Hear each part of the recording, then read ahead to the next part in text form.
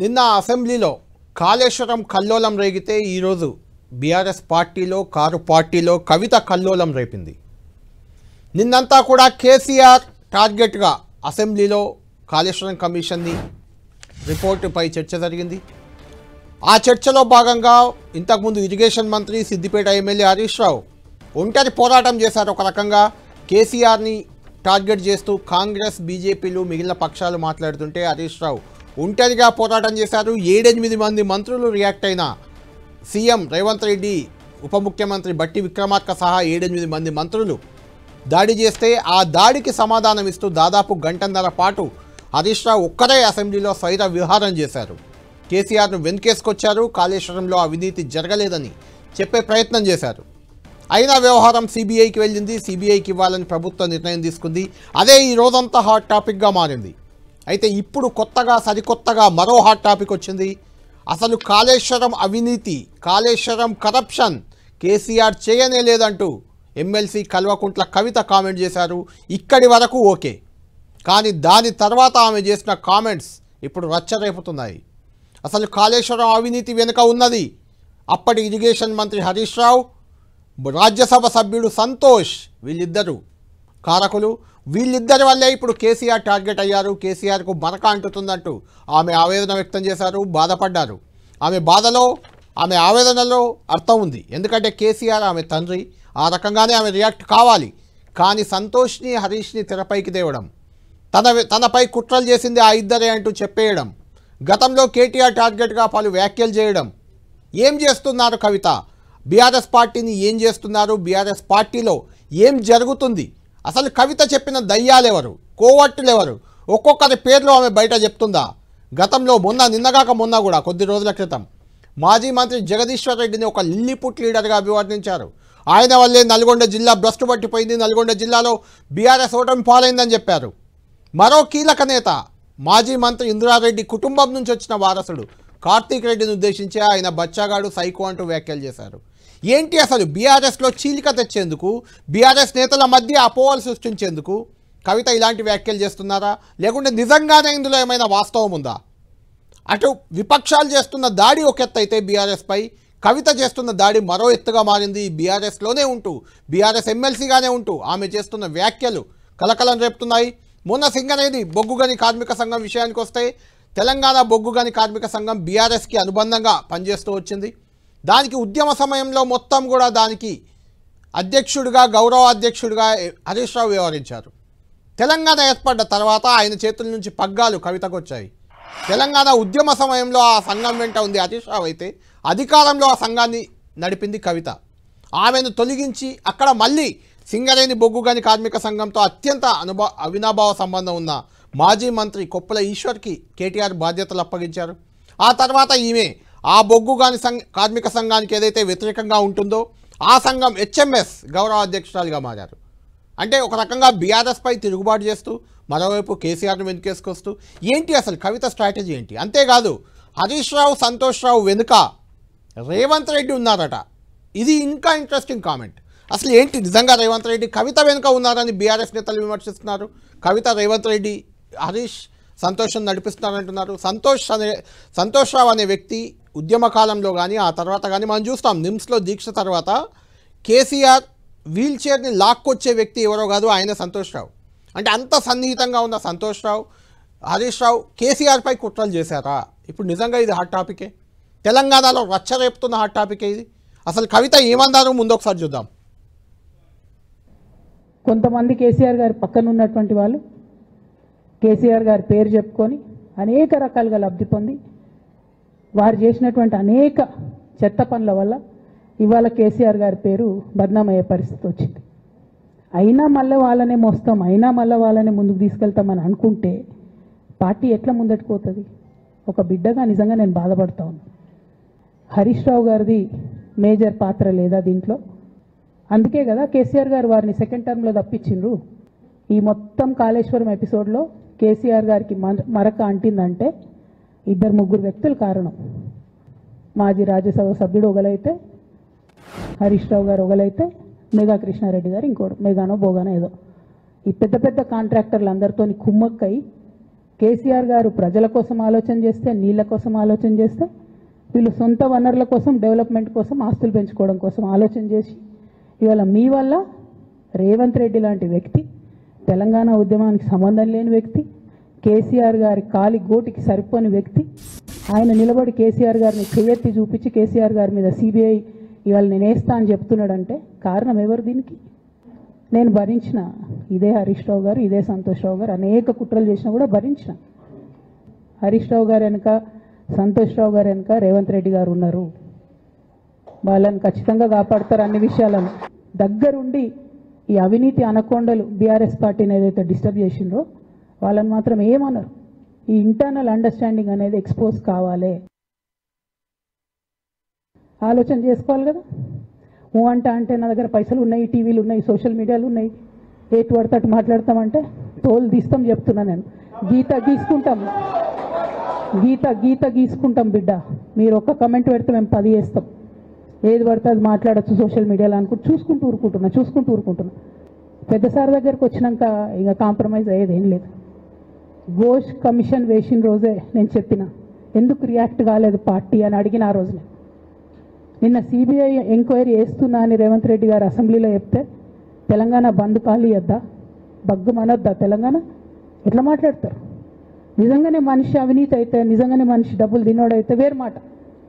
ఆయనకు తిండి మీద కూడా ధ్యాస ఉండదా బాబు? మా నాన్న పరువు పోతే నాకా బాధ, మీకా? మీకు పైసలు కావాలి కదా, మీకు పేరుతోనేం పని? ఇంకా కూడా ఈ విషయాలు అర్థం చేసుకోకుండా, ఇంకా కూడా ఇటువంటి వ్యక్తుల్ని దూరం పెట్టుకోకుండా ఉంటే ఇక కేసీఆర్ గారి మీద సిబిఐ కేసు వేసేటటువంటి స్థాయికి వచ్చినాక ఏం పార్టీ ఉంటేంది పోతేంది. బీఆర్ఎస్ పార్టీ నాయకులు నన్ను తిట్టుకున్నా సరే, లోకల్ బాడీ ఎన్నికలలో నాకు నష్టం జరుగుతుంది అనుకున్నా సరే, మా నాన్న మీద సిబిఐ ఎంక్వైరీ పడ్డాక ఏముంది, తొక్కల ఎలక్షన్ ఒకటి గెలుస్తారు, ఒకటి ఓడిపోతారు.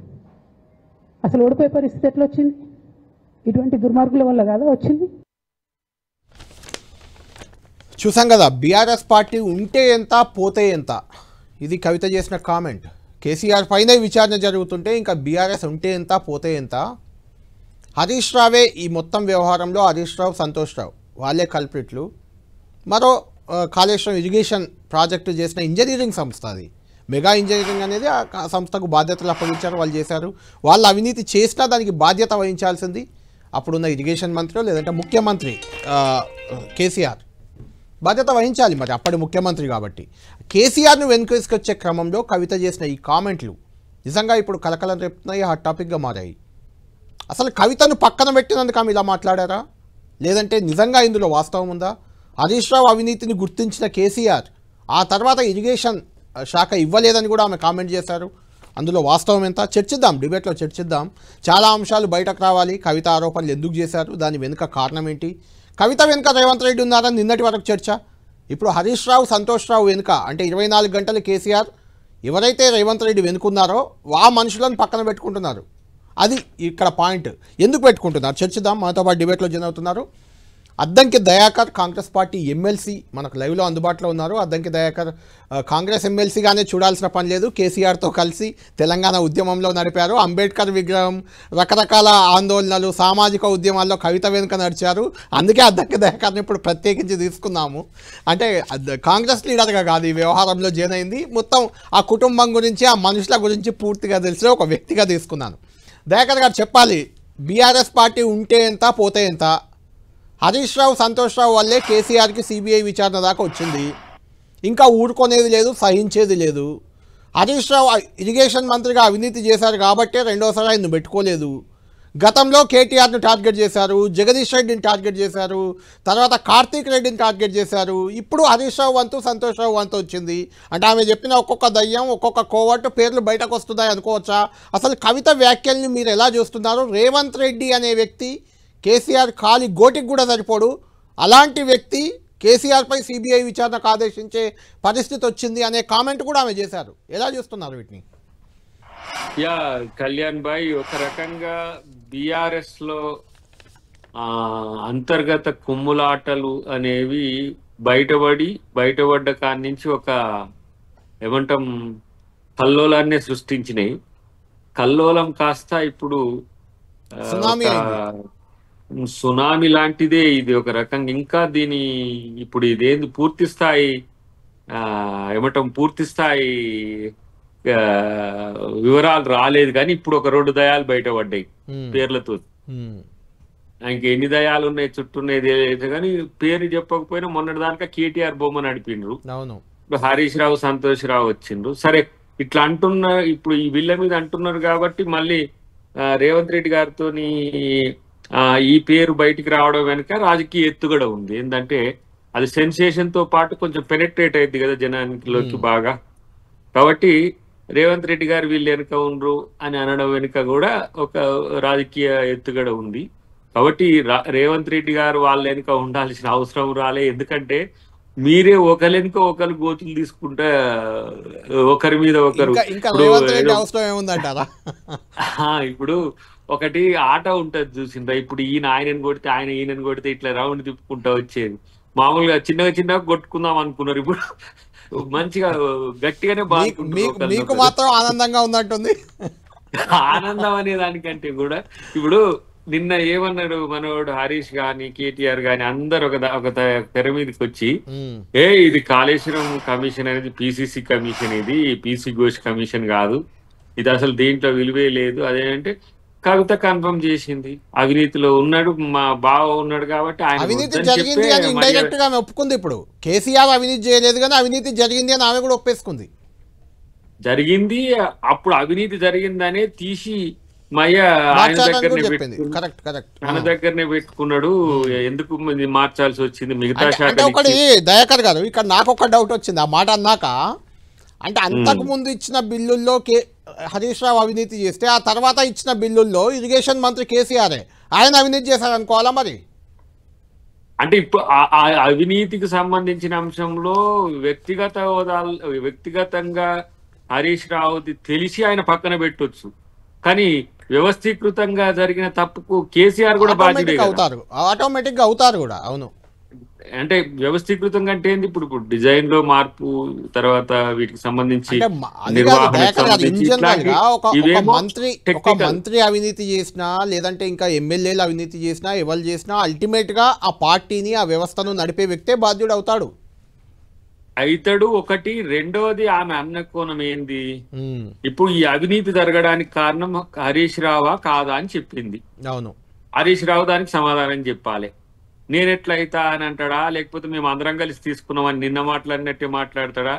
కానీ నిన్న మాత్రం హరీష్ రావు ఎక్స్పోజ్ అయిపోయింది. ఇంతకుముందు హరీష్ రావు మీద తెలంగాణకు మన తెలుగు వాళ్ళకు లేకపోతే ఆంధ్రప్రదేశ్ మొత్తానికి కూడా ఒక అంచనా ఉండే, మనోడు ఏదో ట్రబుల్ షూటరు ఆ షూటర్. కానీ ఆ ట్రబుల్ షూటరే ఆయన షూట్ చేసుకున్నాడు నిన్న. ఎన్ని అబద్ధాలు, తనంతట తానే దొరకడం అనేది చాలా విచిత్రం. ప్రకృతి అట్లా రప్పించింది, సహజంగానే తను తేలిపోయిన పరిస్థితి. ఇప్పుడు ఇది మూలిగే నక్క మీద తాటికాయ పడ్డట్టు ఇప్పుడు కవిత ఒక బాంబు పిలిచింది కథం. అసలు ఈయననే హరీష్ రావే దీని వెనుక ఉన్నది, దాని వెనుక కనబడని 4వ సినిమా వచ్చిండు సంతోష్ రావు. సో ఇప్పుడు ఇవన్నీ చూస్తే వాళ్ళ పార్టీలో అసలు కొట్లాడడానికి అంటే కూడా వాళ్ళు కొట్టుకోవడానికే సమయం సరిపోదు ఇప్పుడు 3 సంవత్సరాలు. ఇలా ఎందుకు కాళేశ్వరం కమిషన్ లో పారదర్శకతని ఎందుకు పెంచాలనుకుంది ప్రభుత్వం లేదంటే కాంగ్రెస్ పార్టీ అని అంటే, వీళ్ళు ఒకరికొకరు దొరకకుండా ఇలాంటి దాగుడు మూతల ఆటలు ఆడుతున్న క్రమంలో ఎవరేంటో తెలియని స్థితిలో ఇది వ్యవస్థ చాలా పెద్దగా పాక్కొని ఉన్నది, వేళ్ళు ఊనుకొని ఉన్నది. ఏంది కేంద్ర ప్రభుత్వ సంస్థల నుంచి మొదలు పెడితే ఇక్కడి వరకు వాళ్ళు మేనేజ్ చేసిన తీరంతా బయటపడాలంటే సిబిఐ లాంటిది అయితేనే నడుస్తుంది. లేకపోతే అంటే దయాకర్ గారు, అంటే కవిత గారు అన్నదాన్ని బట్టి సరే కాళేశ్వరం అవినీతి హరీష్ రావు వీళ్ళని టార్గెట్ చేయడం ఒకటి పక్కన పెడితే, బీఆర్ఎస్ ఉంటే ఎంత పోతే ఎంత అంటుంది అనే పరిస్థితి వచ్చారంటే అదే బీఆర్ఎస్లో ఉన్నట్టా లేనట్టా మీకేమనిపిస్తుంది అసలు? ఇప్పుడు తను అన్నదంటే నాకు ఇట్లా కూడా వినపడ్డది, మరి కేసీఆర్ ఉంటే ఎంత పోతే ఎంత అని వీళ్ళు అనుకున్నట్టుగా. ఎవరు ఈ దయాల టీంలో మరి కేటీఆర్ ఉండడా లేదా, హరీష్ రావు వీళ్ళు ఉన్నారా లేరా అనేది వాళ్ళు తెలుసుకోవాలి. కానీ అంటే కేసీఆర్ ను పూర్తిగా పక్కన పెట్టిందా బీఆర్ఎస్? లేకపోతే బీఆర్ఎస్ అంటే ఇప్పుడు ఎవరు? బీఆర్ఎస్ నడిపిస్తున్నది ఎవరు? కేసీఆర్ కాదా? కేసీఆర్ మీద ఇంత పెద్ద ఎత్తున కుట్ర జరుగుతుంటే కనీసం బంధకాలు ఎందుకు ఇయ్యలేదు అని చెప్పి కూడా అంటున్నది. అంటే సో మరి అంటే అంత సీరియస్నెస్ లేనిది కేసీఆర్ అంటే అంత సీరియస్ గా లేనిది పార్టీలో ఎవరికి? అంటే పార్టీ నడిపిస్తున్న దాంట్లో ఇద్దరు మనకు బయట కనబడుతున్నారు, ఒకరు ఇప్పుడు బయటికి ఎల్లగొట్టబడ్డట్టుగా కనబడుతున్న పార్టీలనే ఉన్నారు. సో ఇప్పుడు మరి కేటీఆర్ సీరియస్ గా తీసుకుంటలేడా వాళ్ళ అయ్య మీద జరిగేదానికి అనేది ఒక చర్చ. అవును, లేదంటే కేటీఆర్ కదా నిర్ణయం కేటీఆర్ కదా తీసుకునేది, వర్కింగ్ ప్రెసిడెంట్ కేటీఆర్, ఆయన ఇవ్వాలి, బంధకాలు ఇచ్చినా ఏమి ఇచ్చినా కేసీఆర్ ఇవ్వాలి, లేదంటే వర్కింగ్ ప్రెసిడెంట్ ఇవ్వాలి. హరీష్ రావు రోల్ ఒక ఎమ్మెల్యే ఇప్పుడు, అంతే ఆయన ఎమ్మెల్యేని అంతే. మరి ఇస్తలేడు అని అంటే ఇప్పుడు కేటీఆర్ ని కూడా దీనికి ఇన్వాల్వ్ చేసినట్టే కదా. అవును, సో పద్ధతి ప్రకారం ఒకరిని పక్కన పెడుతూ ఒకరిని ముందుకు పెడుతూ ఏమంటారు వాయిదాల కొద్దీ వాళ్ళ చెంపలు వాయిస్తున్నట్టుగా కనబడుతుంది నాకు. దాని మీద వాళ్ళు పట్టించుకోరేంది ఇట్లా మనోడు జగదీష్ రెడ్డితో మళ్ళీ ఇంకా దయాకర్ గారు అంటే ఇందులో అంటే ఒక అంశం ఉంది. ఎలక్షన్ల ముందు కానీ ఎలక్షన్ల సమయంలో కానీ కవిత వల్లే బీఆర్ఎస్కు నష్టం జరిగింది. ఆమె సరే ఇప్పుడు అవినీతి కాళేశ్వరంలో జరిగిందా లేదా తేలాలి. అదే సమయంలో అక్కడ లిక్కర్ కుంభకోణం, ఒక మహిళ వెళ్ళి లిక్కర్ కుంభకోణంలో భాగస్వాములు అయ్యారు. అక్కడ ఆ ప్రభుత్వం పడిపోయింది అనుకోండి, అది వేరే విషయం. అక్కడ ఒక ప్రభుత్వం కూలిపోయింది, ఇక్కడ ఒక ప్రభుత్వం కూలిపోయింది. ఆ లిక్కర్ దాంట్లో ఉన్న 2 ప్రభుత్వాలు కూలిపోయాయి. అంటే ఆ లింకు వల్లే బీఆర్ఎస్కు నష్టం జరిగిందనే ఒక చర్చ ఉంది. ఇప్పుడు కవిత తెచ్చిన కొత్త చర్చ, కాళేశ్వరంలో అవినీతి జరిగింది కానీ కేసీఆర్ చేయలేదు, ఆమె చెప్పే మాట ఇది. హరీష్ రావు చేశారు, అందుకే ఆయనను పక్కన పెట్టారు. ఇవన్నీ ఇప్పుడు ప్రిన్సిపల్ సబార్డినేట్ లెక్కనే ఉంటది ఇది. అంటే మనం తప్పు జరుగుతుంటే మనం కళ్ళు మూసుకుంటుంటే మనం కరెక్ట్ అంటే ఆయనకి లేదు, లా ఒప్పుకోదు. అంటే నీ ఆధ్వర్యంలో జరుగుతున్న పనిలో నీ కింద వాళ్ళు పని చేసిన తప్పు కూడా మీరే బాధ్యత వహించాల్సి వస్తుంది ఒకటి. కానీ గింత పెద్ద దాంట్లో కేసీఆర్ కి ఏం తెలియదు వీళ్ళే చేసిందంటే నేనేం నమ్మా. ఎందుకంటే అది planned and designed by KCR. ఎందుకంటే ఎవరిని కూడా వదలలే ఆయన దాంట్లో, ఎవరినంటే రేవంత్ రెడ్డి గారి నుంచి మొదలు పెడితే ఇప్పుడు ముఖ్యమంత్రి గారు కాబట్టి ఆ రోజు వేరే పార్టీలో ఉన్న వారిని, దామోదర నరసింహ గారిని, ఉత్తమ్ కుమార్ రెడ్డి గారిని, కోదండరామ్ గారిని, మమ్మల్ని అందరినీ జైల్లో పెట్టిండు. ఇప్పుడు మా ఉత్తమ్ గారిని, దామోదర నరసింహ గారిని పెట్టలేదు. కానీ మిగతా వాళ్ళందరినీ మాక్సిమం మల్లన సాగర్ గురించో, భూసేకరణ గురించో, కాళేశ్వరం గురించో వ్యతిరేకంగా మాట్లాడేటోళ్ళకి అంతా చిప్పకూడి తినిపించింది కేసీఆర్. అది కేసీఆర్ కాకుండా ఇంకెవరో చేసిరంటే వాళ్ళంతా పవర్ఫుల్ అంటే నేను నమ్మా. ఇప్పటికీ కేటీఆర్ మీద, కవిత మీద, హరీష్ రావు మీద నాకు ఎందుకు డౌట్ ఉంటుంది అంటే వాళ్ళు ఎప్పుడు చేతులు కట్టుకొని ఉండేటోళ్ళు కేసీఆర్ ముందు. కానీ వాళ్ళు సైతం ఏదో సినిమాల్లో లాస్ట్ వరకు చివరికి వీళ్ళని తెలియదు చూడు, అట్లా వీళ్ళు సందర్భం కొరకు, సమయం కొరకు వచ్చి కేసీఆర్ బలహీనంగా ఉన్నప్పుడు ఇప్పుడు ఆయన ఆడిపిస్తుండ్రా ఏంది ఆట అనేది నాకు ఇప్పుడు అవగతం అవుతుంది. ఎందుకంటే కనీసం ఎదిరించి మాట్లాడే ధైర్యం కూడా లేని ముగ్గురికి ముగ్గురు 3 విధాలుగా తయారైంది. ఒక్కొక్కరు ఒక్కొక్క లెవెల్లో పీక్ లో ఉన్నారు. ఇప్పుడు హరీష్ రావు ఒక టైప్ ఉన్నాడు, కేటీఆర్ ఒక టైప్ ఉన్నాడు, కవిత ఒక టైప్ ఉన్నది. దేనికైనా సిద్ధం అనే కాడికి ముగ్గురు వచ్చింది. అలాంటప్పుడు బీఆర్ఎస్ ఉంటుందా అనే దాని దగ్గర అది కూడా ఆలోచించుకోవాల్సిన అవసరం వచ్చింది. అసలు బీఆర్ఎస్ ఇప్పుడు ఎవరిది ఏంటిది అనే దగ్గర కూడా వస్తుంది. సో ఇప్పుడు అంత సీరియస్ కామెంట్ చేసింది కదా, ఏమని ఉంటే ఏంది పోతే ఏంది, మా నాన్నకి ఏమైనా జరిగితే మా నాన్ననే పట్టించుకోకపోతే అని అనే కామెంట్ మనం తీసుకుంటే కేసీఆర్ నిర్లక్ష్యం చేయబడుతున్నాడా, కేసీఆర్ మాటకు విలువ లేదా, కేసీఆర్ మాట చెల్లడం లేదా, అందుకనే ఆయన బయటికి వెళ్ళడం లేదా, అసెంబ్లీకి రావడం లేదా, రాజకీయాల్లో క్రియాశీలకంగా లేడా, ఇక ఆయన చాలు మీరు ఇంట్లో ఉండండి మీ మిగతా మేము చూసుకుంటాం మా భవిష్యత్తు కదా అని చెప్పి అనుకున్న క్రమంలో వీళ్ళ ముగ్గురు మధ్యన పొరపచ్చాలు వచ్చినాయా? వీళ్ళ ముగ్గురులో కవితను లిక్కర్ కేసులో టార్గెట్ చేసి లేకపోతే ఇతరాత్ర వాటిలలో టార్గెట్ చేశామని దయాకర్ గారు ఏదేమైనా ఇది ఒక పెద్ద అంతఃపుర రహస్యాలు ఉండేటివి ఇంతకు ముందు. ఆ రకంగా తయారైంది బీఆర్ఎస్ పరిస్థితి. అయితే పైకి అది ఇంకా పార్టీలాగా అనిపిస్తుంది కానీ లోపల అంటే కవిత ఇష్యూలో ఇప్పటి వరకు రియాక్ట్ కాకపోవడమే బీఆర్ఎస్ చేసిన తప్పు అనే ఒక చర్చ బయట జరుగుతుంది. వేరే వాళ్ళైతే రాత్రి సస్పెండ్. మీరు నిన్న మీ పక్కన నిలబడ్డారు కదా ఎమ్మెల్సీ విజయశాంతి, నిన్న చూశాను, ఆమెను కూడా రాత్రి సస్పెండ్ చేశారు. అంతకుముందు ఆల నరేంద్రను ఇలా ఎక్కడికక్కడ పంపించారు. కవిత విషయంలో మరి కేసీఆర్ ఎందుకు ఇలా ఉంటున్నారు? కవితని కేసీఆర్ ప్రొటెక్ట్ చేస్తుంది అన్నట్టు అనిపిస్తుంది ఇప్పుడు నాకు. ఇంత చూసి కవితను ప్రొటెక్ట్ చేసిన వాళ్ళని పక్కన పెట్టుకుంటారు దయాకర్ గారు. మీరు ప్రొటెక్ట్ చేస్తున్నారు కాబట్టి రేవంత్ రెడ్డి పక్కలో ఉంటున్నారు. వేరే వాళ్ళు ఉండట్లేదు కదా, కవితను ఆయన చూడడానికి కూడా ఇష్టపడట్లేదు అని చర్చ. అది ఎంతవరకు వాస్తవం? దిలీప్ కుమార్ గారు ఉన్నారు. అలాంటప్పుడు కేసీఆర్ గారి మీద ఎందుకు అంత సానుభూతి? తండ్రి కదా, ప్రేమ ఉంటుంది. తండ్రి కదా, ప్రేమ ఉంటుంది. తండ్రి కూతురు ప్రేమ ఖచ్చితంగా ఉంటుంది. మరి కొడుకు బెదిరియడం వలన? అదే అడుగుదాం. ఒక్క నిమిషం లైన్ లో ఉండండి, ఒక్క నిమిషం. ఇంకా మీకంటే చాలా సన్నిహితంగా ఉన్నారు కేసీఆర్ తో. దిలీప్ కుమార్ లైవ్ లో ఉన్నారు, మనకు అందుబాటులోకి వచ్చారు. దిలీప్ గారితో ఒకసారి మాట్లాడదాం. దిలీప్ గారి కవిత వ్యాఖ్యలు ఎలా చూస్తారో ఒక 2-3 వ్యాఖ్యలు మీకు స్ట్రైట్గా వినిపిస్తాను. బీఆర్ఎస్ పార్టీ ఉంటే ఎంత పోతే ఎంత, కేసీఆర్కి అవినీతి అసలు ఆలోచనే ఉండదు, ఆ అవినీతి మొత్తం చేసింది హరీష్ రావు, సంతోష్ రావు, వాళ్ళిద్దరే అవినీతి చేసి కేసీఆర్ మీద బురద జల్లుతున్నారు.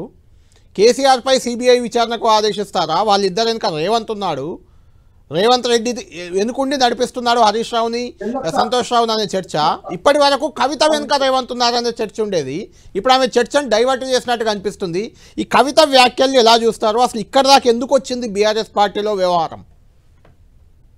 నమస్తే అందరికి, మీకు ప్యానెల్లో ఉన్న మిత్రులందరికీ. ఇంకొకటి మీ గురించి కొంచెం ప్రేక్షకులకు చెప్పాలి. దిలీప్ కుమార్ గారు అత్యంత సన్నిహితులు గతంలో కేసీఆర్కి. కేసీఆర్ కేంద్ర మంత్రిగా ఉన్నప్పుడు ఆయన పర్సనల్ సెక్రటరీగా కూడా జాతీయ స్థాయిలో చక్రం తిప్పిన నాయకుడు, ఎమ్మెల్సీ, ఇప్పుడు టీఆర్ఎల్డీ అధ్యక్షులు. టీఆర్ఎల్డీ కూడా గతంలో బీఆర్ఎస్కి మద్దతుగా ఉన్న పార్టీ. అజిత్ సింగ్ గారు గతంలో చాలా మద్దతు ఇచ్చారు. అన్నీ తెలిసిన వ్యక్తి, ఇద్దరు కూడా అన్నీ తెలిసిన వ్యక్తులే. అద్దంకి దయాకర్ కంటే ఇంకా కొంచెం ఎక్కువ దిలీప్ కుమార్ గారికి తెలుసు, ఎందుకంటే కేసీఆర్ వెంటే ఉన్నారు కాబట్టి. ఇప్పుడు చెప్పండి దిలీప్ గారు. ఒకటి, కవిత కానీ కేటీఆర్ కానీ కేసీఆర్ అనేవారు యూనియన్ లేబర్ మినిస్టర్గా ఉన్నప్పుడు కానీ ఉద్యమం పీక్గా, అప్పటి వరకు కూడా ఉద్యమం ఉండేది కదా, 50% ఉద్యమం పీక్లో ఉండింది. అది ఆ టైంలో వీళ్ళిద్దరు లేరు. వీళ్ళిద్దరు 2007 నుంచి యాక్టివ్గా పార్టీలో వచ్చారు. 14లో మనకు తెలంగాణ వచ్చింది. 2007లో వచ్చారు. అప్పుడు అమెరికాలో రిసెషన్ రావటం, చాలా మంది ఉద్యోగాలు కోల్పోవటం, వీళ్ళిద్దరు కూడా వదిలేసి రావడం, అల్లుడు అనిల్ కూడా వదిలేసి రావడం జరిగింది. కాబట్టి ఈయన కేంద్ర మంత్రిగా ఉన్న సందర్భంలో హరీష్ అప్పుడు కీ రోల్ ఉంటుండే తెలంగాణ ఉద్యమంలో. ఇక్కడ మేమందరం ఢిల్లీలో ఉండేవాడు. కాబట్టి ఆ టైంలో ఏమేం జరిగినా ఏం జరగలేదు అనే విషయంలో కవితకు పెద్ద అవగాహన అప్పుడు లేదు.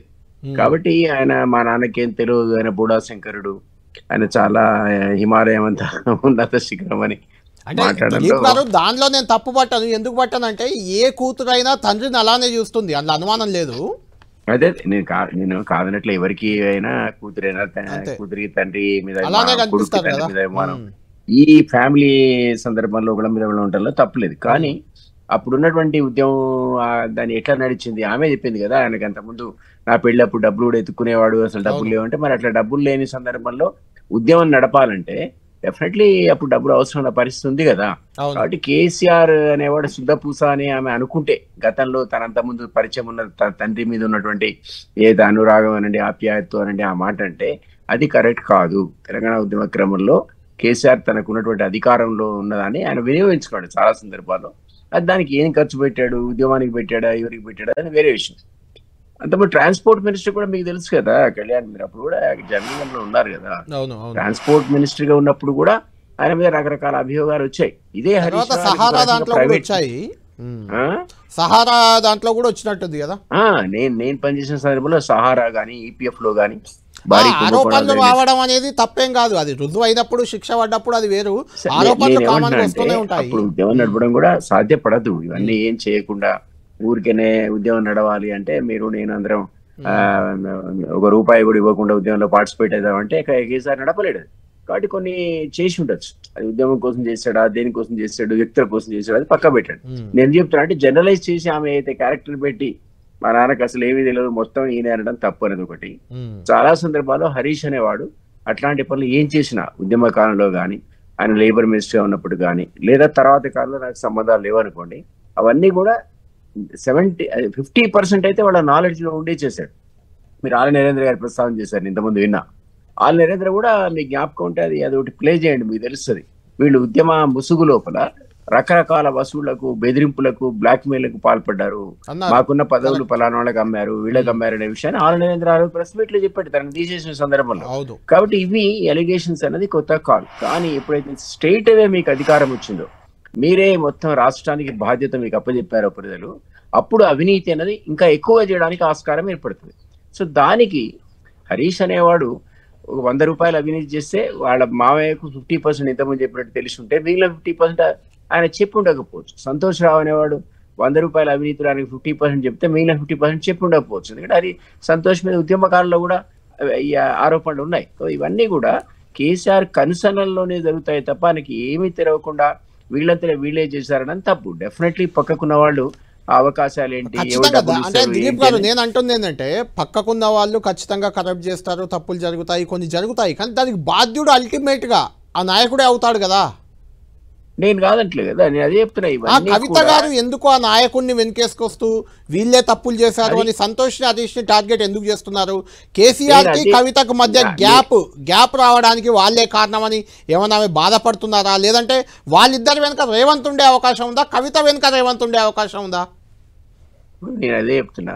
తండ్రిని ఆమె ఎంత వెనక వేసుకొచ్చినా ఆయనకు తెలియకుండా ఈ టైప్ ఆఫ్ అవినీతి అప్పుడు కానీ ఇప్పుడు సీఎంగా ఉన్న 10 ఏళ్ళలో జరగడానికి ఆస్కారం లేదు. కాకపోతే ఆయనకు చెప్పకుండా విచ్చలవిడిగా అవినీతి చేసి డబ్బులు వెనక వేసి ఉండొచ్చు. ఎందుకంటే టెలిఫోన్ ట్యాపింగ్ లోపల కూడా ఒక ప్రస్తావన వచ్చింది. హరీష్ అనేవాడు ఎలక్షన్ టైం లోపల తనకు అనుకూలమైన వాళ్ళకి కొందరికి ఒకళ్ళకి 5 కోట్లు 2 కోట్లు ఇచ్చాడని, ఆ యాక్టివిటీ కేసీఆర్కి నచ్చలేదనేది మనం విన్నాం. ఆ కారణాల చేత మరే కారణాల చేతనో ఆయనకు మంత్రి పదవి ఇవ్వకుండా దూరం పెట్టడం అనేది మనందరికీ తెలిసిన సంగతి అది. సో అతన్ని తర్వాత రకరకాల ఒత్తిళ్ల వల్ల తట్టుకోలేక మళ్ళీ ఒకసారి మంత్రిగా తీసుకున్నాడు. కాబట్టి కేసీఆర్ కన్సర్న్లోనే ఇదంతా జరిగింది తప్ప వాళ్ళకి నాలెడ్జ్లో లేకుండా వీళ్ళంతా కూడా విచ్చలవిడిగా చేశారనేది నేను ఒప్పుకోను. నెంబర్ 1. ఎందుకు ఆమె ట్రై చేస్తుంది వెనకేసుకున్నా, వీళ్ళిద్దరి మీద ఎందుకు టార్గెట్ చేస్తుందంటే మీరు అన్నట్టుగా ఆమెకి ఇప్పుడు తను కేసీఆర్ అనేవాడు ముఖ్యమంత్రిగా ఉన్న తర్వాత ఒకళ్ళిద్దరినే తన దగ్గర పెట్టుకొని మిగిలిన వాళ్ళ దగ్గర రానియలేదనుకోండి, అందులో కవిత కూడా ఉందనుకోండి, సహజంగా ఆమెకు ఆ కోపం ఉంటుంది.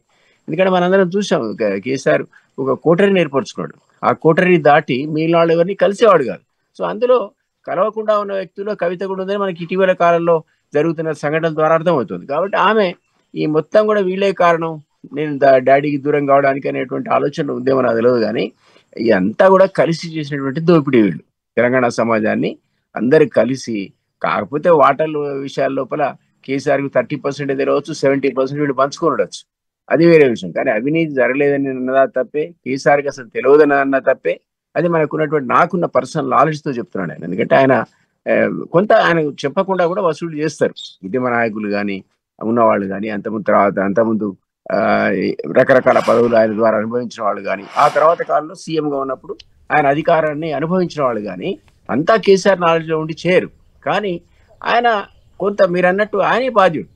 ఎంత జరగడానికి ఎవరు బాధ్యులు? అల్టిమేట్గా ఎంతసేపు తెలుసుకోవడం అసలు ఎవడేం చేస్తున్నాడో. సో వాడిని తీసేసి మంచోడిని పెట్టుకోవచ్చు కదా. కాబట్టి కేసీఆర్ టోటల్ గా ఈ జరిగినటువంటి తప్పులకు తన బాధ్యత వహించాల్సిందే తప్ప దానికి హరీష్ బాధ్యుడు లేకపోతే సంతోష్ బాధ్యుడు ఇంకెవరు బలారుడు బాధ్యుడు అని మనం ఈ రోజు అనలైజ్ చేసే ప్రయత్నం ఆమె చేసి, మా నాన్న చాలా శుద్ధపూస, ఆయన చాలా మంచివాడు, హిమాలయం అంత గొప్పవాడు అని అంటే ఆయన గొప్పవాడే. తెలంగాణ ఉద్యమం ఆయన లేకపోతే తెలంగాణ ఆయన కంట్రిబ్యూషన్ లేకపోతే వచ్చేది కాదని మనందరికీ తెలుసు.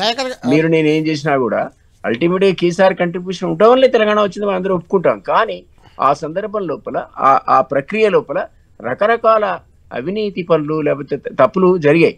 ఆ తప్పులను వాళ్ళు అనలైజ్ చేయడం కానీ సరి చేసుకునే ప్రయత్నం కానీ దాన్ని తప్పు చేసిన వాళ్ళను పక్కకు పెట్టే ప్రయత్నం కానీ ఎన్నడూ కూడా కేసీఆర్ చేయలే.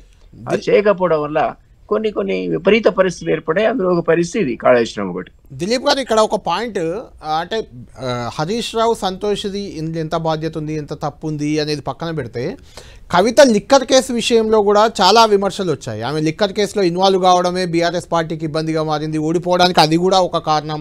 ఇలాంటి చర్చలు వచ్చాయి. ఆమె ఎంపీగా ఓడిపోతే ఎమ్మెల్సీ చేయడం పైన కూడా విమర్శలు వచ్చాయి. అసలు ఈ బీఆర్ఎస్ ఈ పరిస్థితిలో ఉండడానికి అంటే 10 ఏళ్ల పాటు బీఆర్ఎస్ వైపు కానీ కేసీఆర్ వైపు కానీ ఒక వేలెత్తి చూపించడానికి కూడా కొంత తెలంగాణ సమాజం కానీ జనం కానీ భయపడ్డ పరిస్థితి. ఇప్పుడు సొంత పార్టీలో నాయకులే అంటే కవిత లాంటి వాళ్ళు లేకుంటే మిగిలిన నాయకులు కూడా అసలు ఏం తేల్చుకోలేని పరిస్థితి, ఏం మాట్లాడలేని పరిస్థితి. ఇప్పుడు కవిత వ్యాఖ్యలపై ఎలా రియాక్ట్ కావాలో బీఆర్ఎస్ నేతలకు తెలియదు. ఎవరు మన ఫోన్ లైన్లో కూడా అందుబాటులోకి రావట్లేదు వాళ్ళు. ఈ పరిస్థితి కారణం ఏంటి? అసలు బీఆర్ఎస్ పార్టీ భవితవ్యం ఏంటి? లోకల్ బాడీ ఎన్నికలు ఉన్నాయి, ఓడితే ఓడిపోతాం, ఏముంది తొక్కల ఎన్నికలు కేసీఆర్ దాకా వచ్చాక అనే కామెంట్ కవిత చేశారు.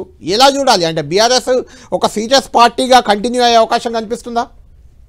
ఇట్లీ విభజనల తర్వాత వ్యాక్యూమ్ వచ్చి కూడా కాస్తో కూస్తో కాంగ్రెస్ ఫెయిల్ అయిందనే విషయం మనకు తెలుసు. హామీలు నెరవేర్చడంలో ఫెయిల్ అయింది, రకరకాల కారణాల వల్ల వాళ్ళ దగ్గర డబ్బులు లేకపోవడం వల్ల వాళ్ళు అనుకున్నవి సాధించలేకపోవడం, ప్రజలకు అందించలేకపోవడం వల్ల ఒక వ్యాక్యూమ్ ఏర్పడదు, కాంగ్రెస్ మీద నెగటివ్ ఏర్పడదు. దాన్ని తిరిగి అందిపుచ్చుకునే అవకాశం ఉండి కూడా బీఆర్ఎస్ ఈ రోజు లేవలేకపోవడానికి కవిత లాంటి ఈ విభజన కూడా కారణమే, ఆమె కామెంట్స్ కూడా కారణమే. ఆమె దెబ్బ కొట్టింది. ఇప్పుడు ఈరోజు బీఆర్ఎస్ లేచే క్రమాన్ని ఆమె దెబ్బ కొట్టిన మాట వాస్తవమే. ఆయన మొదటి నుంచి కూడా ఆమె లేదు, ఉద్యమంలో కూడా సీరియస్ గా లేదు, మధ్యలో 7 years మాత్రమే ఉందని అందరికీ తెలుసు. దానికి దారి తెలుసు, మీకు తెలుసు, నాకు తెలుసు. అయితే ఇప్పుడు మీరు అన్నట్టుగా ఇప్పుడు success has many fathers, failure is orphan అన్నారు ఇంగ్లీష్ లో. అంటే ఫెయిల్యూర్ వచ్చే వరకు ఆర్ఫన్, అది ఎవడు కూడా నాకు సంబంధం లేదు నాకు సంబంధం లేదు అంటారు. కాబట్టి ఎందుకు బీఆర్ఎస్ విఫలమైందనే విషయాన్ని అనలైజ్ చేయడానికి ఎవరు కూడా సిద్ధంగా లేరు. ఆ తప్పులను ఒప్పుకోవడానికి కూడా ఎవరు సిద్ధంగా లేరు. అది కేసీఆర్ అహంకారం కారణమా, లేదా ఆశ్రిత పక్షపాతం కారణమా, మీరు అన్నట్టుగా మితిమీరినటువంటి అవినీతి కారణమా, ఇవన్నీ కూడా కారణాలే. కాళేశ్వరం కుంగిపోవడం కానీ, కవిత మీద ఏర్పడేటువంటి ఆ మచ్చ కానీ, అక్కడ లిక్కర్ స్కామ్ కానీ, ఇవన్నీ కూడా కర్ణుడి చావుకు 100 కారణాలుగా కేసీఆర్ దిగిపోవడానికి 100 కారణాలు ఇవన్నీ ఉన్నాయి. కానీ దీన్ని ఎవరు కూడా ప్రాపర్ గా అనలైజ్ చేసి ఇక్కడ తప్పు చేసాం, ఇక్కడ సరి చేసుకుందాం, ఇగో పలానా వాడిని అనవసరంగా పక్క పెట్టాం, వాడి దగ్గర తీసుకుందాం, ఇగో ఇతనికి మనం అధికంగా ప్రాధాన్యత ఇచ్చాం, వీడిని పక్క పెడదాం అనేటువంటి ఆలోచన చేసినట్టుగా కనపడట్లేదు. ఏ పార్టీకైనా కూడా ఆ టైప్ ఆఫ్ విశ్లేషణ కానీ, ఆ విధమైన చర్యలు కానీ చేయకపోతే వాళ్ళు తిరిగి నెక్స్ట్ లేవడానికి అవకాశం ఉండదు. ఈరోజు ఆ పార్టీకి కాంగ్రెస్ వైఫల్యాలు కూడా కాస్త కూస్తో అవకాశం ఏర్పడింది లేవడానికి. కానీ ఆ పరిస్థితులు వాళ్ళు లేరు. మీరు అన్నట్టుగా ఆ పార్టీలో ఎవరు కూడా ఇది ఎందుకు జరిగిందో అనలైజ్ చేయడానికి వాళ్ళకి శక్తి లేదు, నిజానికి ఆ నాలెడ్జ్ లేదు. ఇంకోటి వాళ్ళకు ఆ అథారిటీ కూడా లేదు. తిరిగి అది కేసీఆర్, కేటీఆర్ వీళ్ళే చేయాలనేటువంటి పరిస్థితి ఆ పార్టీలో ఉంది. అది ఎందుకంటే ఈ ముగ్గురికో నరికో సంబంధించినటువంటి పార్టీగానే ఉండిపోయింది, కానీ ఒక ఉద్యమ పార్టీగా లేదు. అదింగ దాగర్ గారు ఆ విషయాన్ని అంగీకరిస్తాడు. అప్పటి నుంచి కూడా మనం చూస్తున్నాం అది ఉద్యమ పార్టీ. ఇప్పుడే ఒక బ్రేకింగ్ తెలుస్తుంది. హరీష్ రావుకు మద్దతుగా BRS party social media handles అన్నింటిలో కూడా ఒక్కడే నిన్నంతా కాంగ్రెస్ పార్టీపై అటాక్ చేశాడు. కాళేశ్వరం అవినీతి సిబిఐ విచారణ దీన్ని తప్పుపడుతూ మంత్రులు సీఎం రేవంత్, ఉప ముఖ్యమంత్రి, మిగిలిన మంత్రులందరినీ కూడా దాడి చేశారని చెప్తున్నారు. ఇప్పుడు కేసీఆర్, కేటీఆర్ ఇద్దరు భేటీ అయి ఉన్నారు. అక్కడ కీలక నేతలు కూడా జగదీష్ రెడ్డి, ప్రశాంత్ రెడ్డి లాంటి వాళ్ళు ఉన్నారు. కవితపై ఏదో ఒక చర్య తీసుకునే దిశగా బీఆర్ఎస్ పార్టీ సిద్ధమవుతున్నట్లు తెలుస్తుంది. ఆమె చేసిన వ్యాఖ్యల నేపథ్యంలో ఏం జరగబోతుంది? దయాకర్ గారు, ఈ పరిణామాలన్నీ చూస్తే మీకు ఏమనిపిస్తుంది? కవిత పార్టీలో ఉంటారా? కవితపై యాక్షన్ తీసుకుంటారా? లేదంటే కవితను దగ్గర చేసుకుంటారా? కవిత దగ్గరయ్యే అవకాశం ఉందా ఇంకా పార్టీలో? ఎందుకంటే మొన్న జగదీష్ రెడ్డిని లిల్లీపుట్ నాయకుడు, తర్వాత కార్తీక్ రెడ్డిని సైకో, ఇప్పుడు సంతోష్ రావు, హరీష్ రావు ఇద్దరు అవినీతి పరులు. అంతకుముందు కేటీఆర్ నాకు వర్కింగ్ ప్రెసిడెంట్ ఎవరు లేడు, ఓన్లీ ప్రెసిడెంటే ఉన్నారు నాకు అని చెప్పిన వ్యాఖ్యలు, ఇవన్నీ చూస్తే కవితను పార్టీ నుంచి పంపించే అవకాశాలు కనిపిస్తున్నాయా మీకు? కవిత వెనుక రేవంత్ రెడ్డి ఉన్నారనే ఒక చర్చ కూడా బీఆర్ఎస్ సోషల్ మీడియాలో జరుగుతుంది. దానికి ఏం చెప్తారు? నిన్న ఇంకొకటి మీకు యాడ్ చేస్తాను. నిన్న అసెంబ్లీలో కూడా మహేశ్వర్ రెడ్డి, బీజేపీ ఎల్పీ నాయకుడు మహేశ్వర్ రెడ్డి అసెంబ్లీ సాక్షిగా మాట్లాడారు. సరే, అఫ్ కోర్స్ దాన్ని రికార్డు నుంచి తొలగించారనుకోండి. కవితకి రేవంత్ రెడ్డి మధ్య ఇంతకుముందు వ్యాపార సంబంధాలు ఉన్నాయని చేసిన వ్యాఖ్యలు, వీటిని ఎలా చూస్తారు మీరు? ఇప్పుడు కవిత బీఆర్ఎస్ లో ఉన్న సమస్యని, వెళ్ళిన సమస్యని, మొత్తానికి బీఆర్ఎస్ సమస్యల్లో ఉందంటారు. కవిత ద్వారా బీఆర్ఎస్ సమస్యని ఉన్నా లేకున్నా, సస్పెండ్ చేసినా ఎక్స్పెల్ చేసినా ఇప్పుడు కవితను ఎదుర్కోవాల్సిందే వాళ్ళు. ఎందుకంటే ఎందుకు తనను నిర్లక్ష్యం చేసిందనే దానికి వాళ్ళు సమాధానం చెప్పలేక ఒక తప్పు చేసి ఎక్కడ దయాకర్ గారు అంటే నాకు కూడా ఒక డౌట్ వస్తుంది. మీరు అన్నాక కవితను ఎక్కడ నిర్లక్ష్యం చేశారు? ఎంపీగా ఓడిపోతే ఎమ్మెల్సీ ఇచ్చారు, అది అయిపోయినాక మళ్ళొక్కసారి ఎమ్మెల్సీ ఇచ్చారు, ఎమ్మెల్సీగా కంటిన్యూ అవుతూనే ఉంది ఆమె. సరే, ఇప్పుడు వీళ్ళిద్దరు పడ్డ కష్టము, ఆమె పడ్డ కష్టం కంపేర్ చేసుకుంటే ఆమెకు దక్కింది కరెక్టే దక్కిందని అనిపిస్తుందా మీకు కూడా? వ్యక్తిగతంగా దగ్గరే కదా. వాస్తవానికి ఉద్యమ సమయం నుంచి కూడా హరీష్ రావు చాలా ఎఫర్ట్ పెట్టి ఉద్యమంలో ఉన్న నాయకుడు, అందులో ఎలాంటి అనుమానం లేదు. కేటీఆర్ ఖచ్చితంగా బీఆర్ఎస్ వర్కింగ్ ప్రెసిడెంట్ గా ఉన్నారు, ఆయన ఎలివేట్ కేసీఆరే చేశారు, ఆయనకైనా అయింది కాదు. ఒక కుటుంబంలో ఉన్న అందరికీ సమాన అవకాశాలు రావు కదా. ఇదేమన్నా తన సొంత పంపకాలు చేయడానికి ఆ విశ్లేషణే చేస్తా. ఇప్పుడు ఎట్లా అంటే అవి ఓడిపోయారు కదా, వీళ్ళిద్దరు ఓడిపోలేదు, కవిత ఓడిపోయారు. ఓడగొట్టిందని డైరెక్ట్ చెప్తుంటేనేమో ఎవరు ఓడగొట్టారు?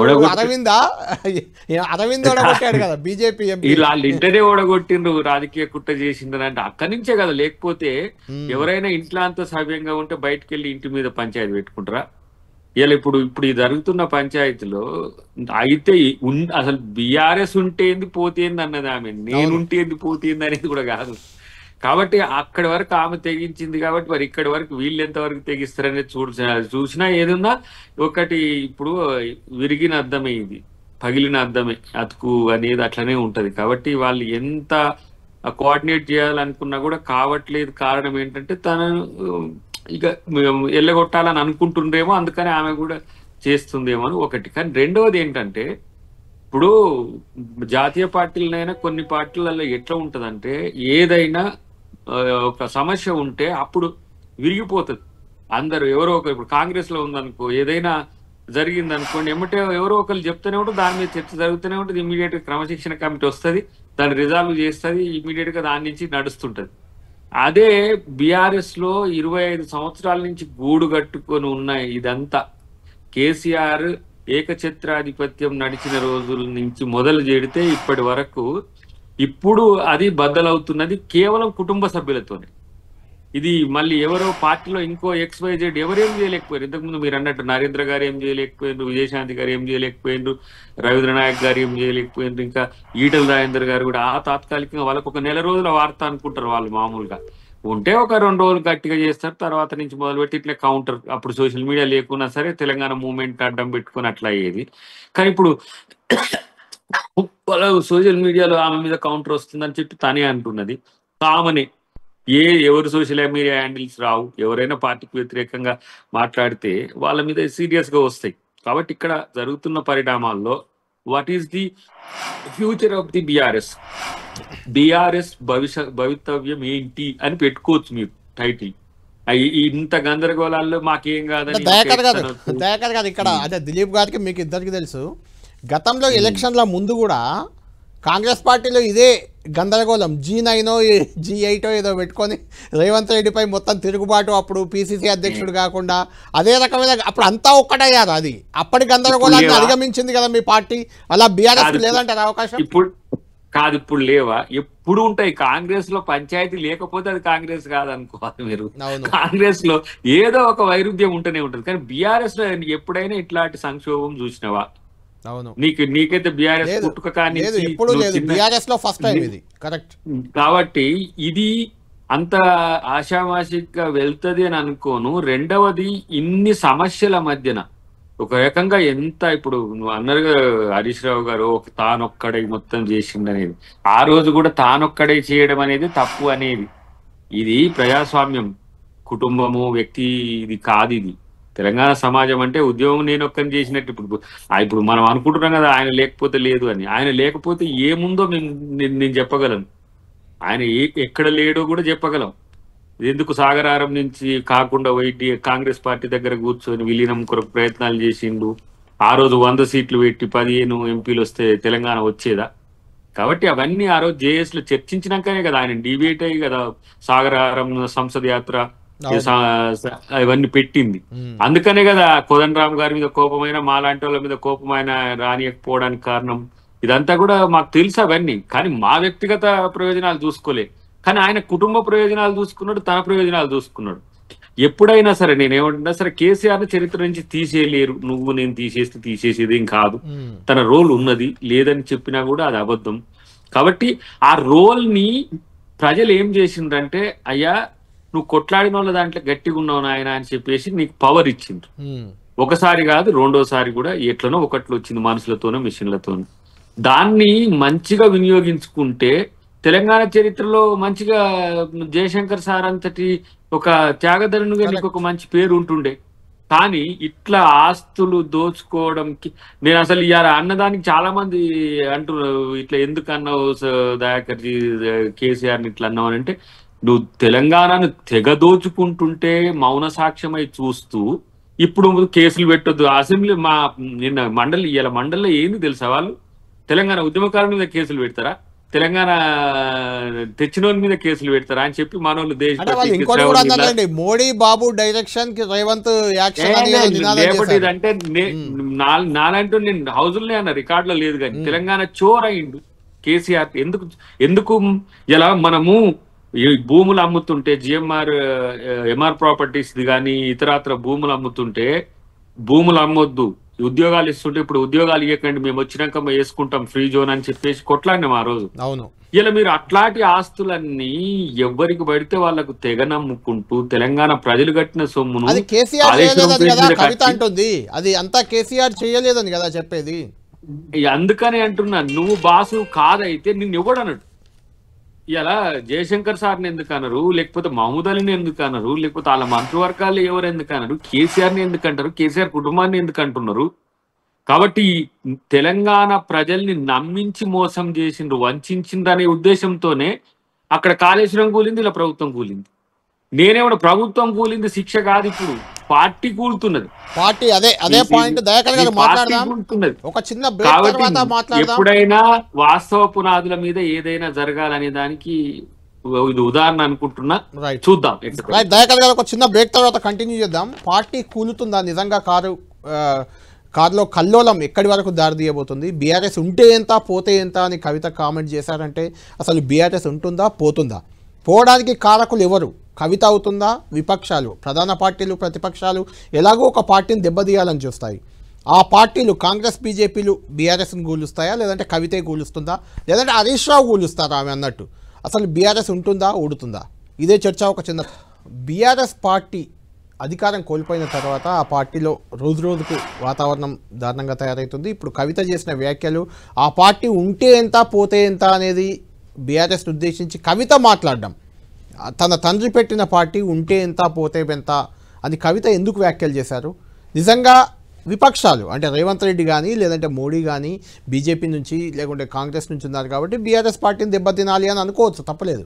కానీ ఆ పార్టీలో ఉన్న ఒక ఎమ్మెల్సీ ఆ పార్టీ ఉంటే ఎంత పోతే ఎంత అంటే కేసీఆర్పై సిబిఐ విచారణకి ఇచ్చారు. విచారణ ఏం తేల్చలేదు. విచారణ జరుగుద్దా, జరిగితే ఏం తేలుతుంది, అది ఇంకా వేరే టాపిక్. అది ఇప్పుడే ఇంత ఎర్లీగా ఎందుకు కవిత పార్టీ ఉంటే ఎంత పోతే ఎంత అన్నారు?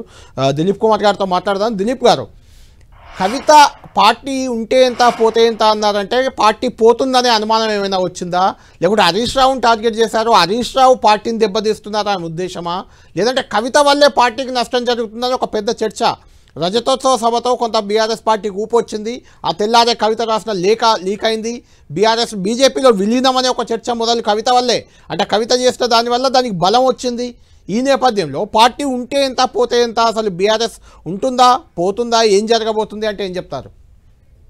ఒకటి, కవిత యాక్చువల్లీ టీఆర్ఎస్ ఫామ్ అయినప్పుడు లేదు. ఆ పార్టీ ప్రారంభానికి ఉన్నటువంటి నేపథ్యం వేరు. తెలంగాణ ఉద్యమం, దాని ఆకాంక్ష, గతంలో 69లో ఒక ఉవ్వెత్తున లేచి 369 మెంబర్స్ చనిపోవడం, అది రాకపోవడం. సో అప్పుడున్నటువంటి సిచ్యువేషన్ లోపల కాంటెంపరీ పొలిటికల్ సిచ్యువేషన్ లో కేసీఆర్ దగ్గరికి రకరకాల మేధావులు, అది జయశంకర్ కావచ్చు, బిఆర్ జనార్దన్ రావు కావచ్చు, విద్యాసాగర్ కావచ్చు, ఎంతో మంది తెలంగాణ మేధావులు, పాశం యాదగిరి కావచ్చు, ఇట్లాంటి వాళ్ళందరూ కూడా మన రకరకాల ఆ టైంలో ఉన్నటువంటి పెద్దవాళ్ళందరూ కూడా ఆయన దగ్గరికి అప్రోచ్ ప్రకాష్ కూడా ఉన్నాడు అప్పుడు. ప్రకాష్ ఉన్నాడు, వీళ్ళందరూ కూడా విజయరామారావు వరంగల్, డాక్టర్ విజయరామారావు అన్నారు, వీళ్ళందరూ కూడా ఆయన దగ్గరికి వెళ్ళి, మందాటి సత్యనారాయణ రెడ్డి, చాలా మంది చాలా ప్రముఖులు. అంటే అప్పటికి ఆయన రాలేదు, నరేంద్ర గారు తర్వాత చేరారు. కానీ మందాటి సత్యనారాయణ రెడ్డి వేరే పెట్టుకున్నాడు ఆయన, నరేంద్ర గారు పెట్టుకున్న తర్వాత ఆయన ఆ పార్టీని ఇందులో దాన్ని మెర్జ్ చేశాడు. తెలంగాణ సాధన సమితి ఉండే, అది మెర్జ్ అయింది తర్వాత. అవన్నీ కూడా చేసి ఒక హిస్టారిక్ నేపథ్యం లోపల ఏర్పడినటువంటి పార్టీ అది. అవును, జస్ట్ లైక్ దట్ వేరే పొలిటికల్ పార్టీలా రిజిస్టర్ చేసుకొని ఎలక్షన్స్ కాంటెస్ట్ చేసి వచ్చినటువంటి పార్టీ కాదు. దానికి ఒక హిస్టారిక్ నేపథ్యం ఉంది. కాబట్టి ఈరోజు ఆ పార్టీ ఉంటే ఎంత పోతే ఎంత అనేటువంటి హక్కు ఆ అమ్మాయికి ఉందని అయితే అనుకోను, రైట్ ఆమెకి లేదు. కానీ ఆ పార్టీ అంటే కాలక్రమంలో డైరెక్షన్. ఇంకొకటి దిలీప్ గారు, ఆ పార్టీ అనేది కేసీఆర్ ఒక్కడి సొత్తు కూడా కాదు. ఆ పార్టీ మీద డిపెండ్ అయ్యి చాలా మంది కార్యకర్తలు, నాయకులు ఉన్నారు.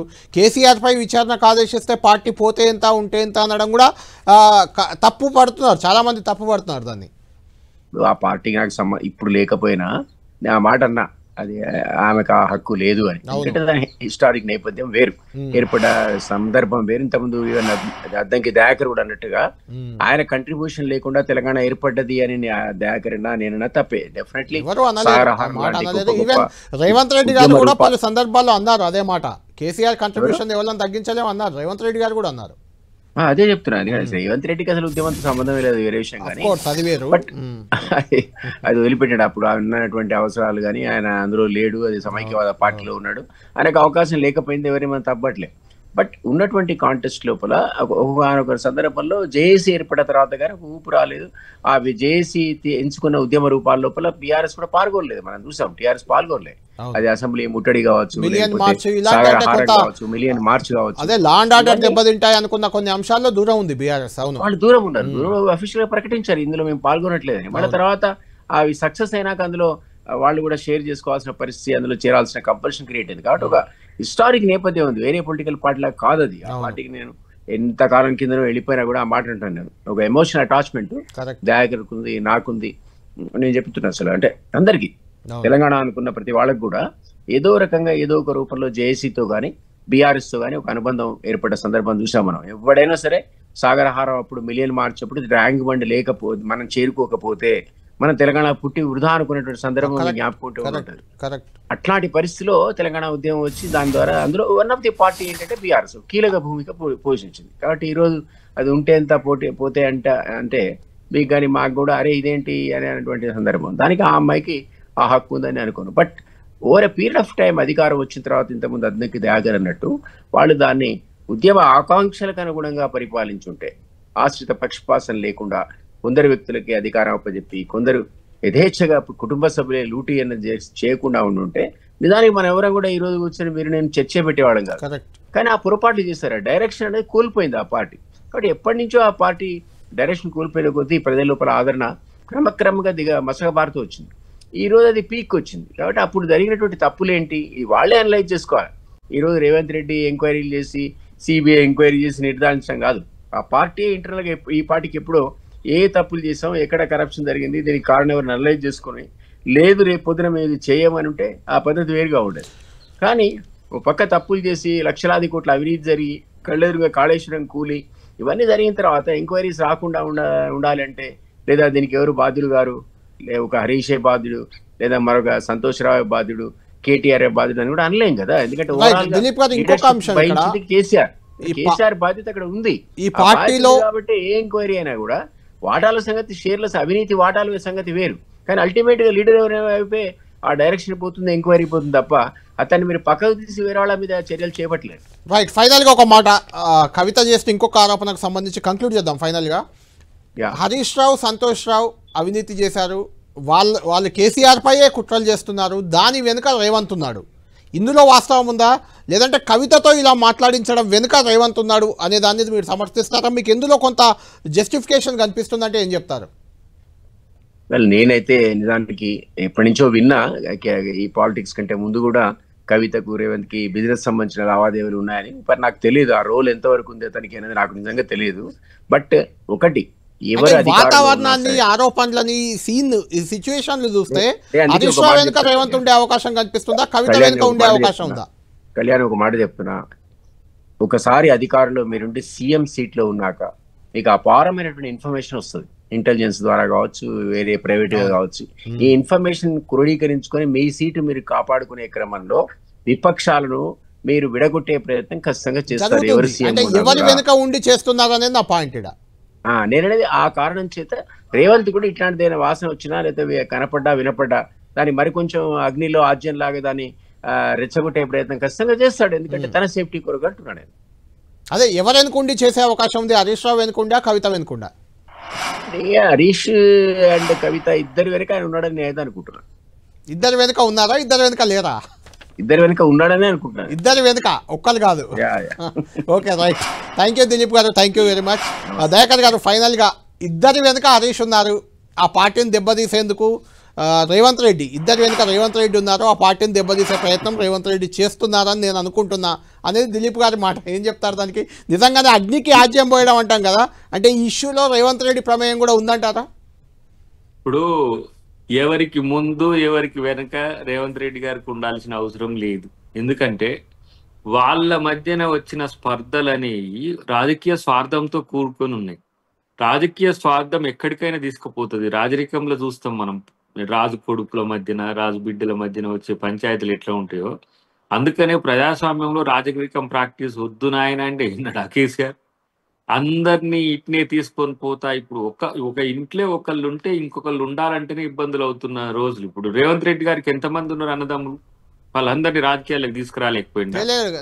సాధ్యం కాదు అంటున్నాను, అదే అంటున్నాను. అవును, తను ఒక్కడే ఉండడం వల్ల కూడా ఇలా ఇట్లాంటి జంజాట్లు లేకుండా పోయినాయి. లేకపోతే ఇప్పుడు నాకు ఎంపీ కావాలంటే నాకు ఎమ్మెల్యే కావాలంటే ఇట్లా అని ఇప్పుడు వీళ్ళది ఏంటిది? ఇప్పుడు మా అన్న ముందా నేను ముందా, లేకపోతే నీ కొడుకు ముందా నేను ముందా అని ఇప్పుడు ఈ కొట్లాట్లన్నీ అవే కదా. దయాకర్ గారు, ఇప్పుడు ఒకవేళ కవితను అక్కడ నుంచి పార్టీ నుంచి తొలగిస్తేనో పంపించేస్తేనో వాతావరణం అయితే అలానే కనిపిస్తుంది. వెంటనే కవిత కౌంటర్గా హరీష్ రావుని ఎస్టాబ్లిష్ చేస్తూ ఒక పోస్ట్ బీఆర్ఎస్ అఫీషియల్ సోషల్ మీడియాలో వచ్చింది. కొన్ని గ్రూపుల నుంచి కవిత పిఆర్ఓలను తొలగించారట, బీఆర్ఎస్ అఫీషియల్ గ్రూపుల నుంచి. నెక్స్ట్ కవితను తొలగించే అవకాశం కూడా కనిపిస్తుంది. ఒకవేళ తొలగిస్తే బీఆర్ఎస్లో మీ పార్టీలో చేర్చుకుంటారా కాంగ్రెస్లో ఆమెని?